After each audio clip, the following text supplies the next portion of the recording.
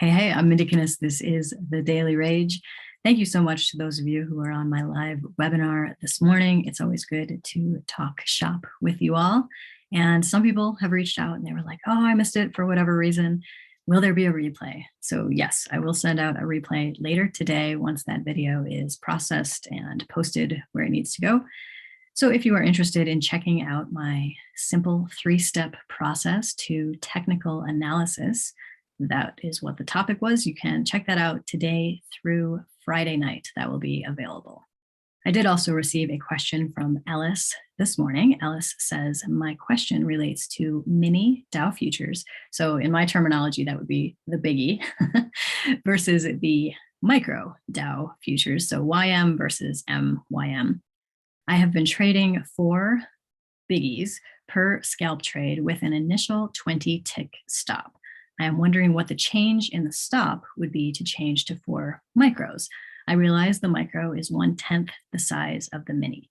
So you guys know my style. I like to keep things very simple, very straightforward. And my advice for any of you that have this sort of question is to keep your setup entirely the same. So for example, in Ellis's case, if you are using a 20 tick stop, you would do the same exact thing on the micro and the biggie. The reason being is the charts are the same. So that price action is going to be very, very similar. And if you can get a pretty good trade in with a 20 tick stop loss, then do that exact thing on the micro.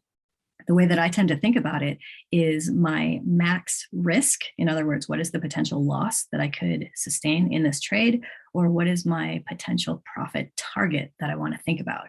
So I keep my OSOs or ATMs, depending on which platform I'm trading on, I keep those setups exactly the same. And I just know that if I'm trading the micro, let's say I'll have a $15 max risk on a 1 lot for the micro, I know that that's going to be $150 if I'm trading the biggie.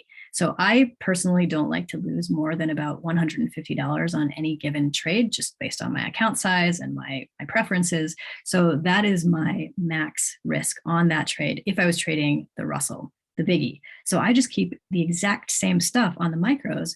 But what's great about the micros then is that maybe I'll just add some more contracts. So nothing changes about the setups. I can just trade multiples then and still not lose 150 bucks if I'm just trading, let's say 4 micros or however many I wanted to trade. So hope that helps, Ellis. Thank you so much for the question. For those of us that make content every single day, it's awesome to receive questions because it gives us something to talk about. So I'm always open to your questions. Keep them coming. I'm Mindy Kinnis. Thanks so much for watching.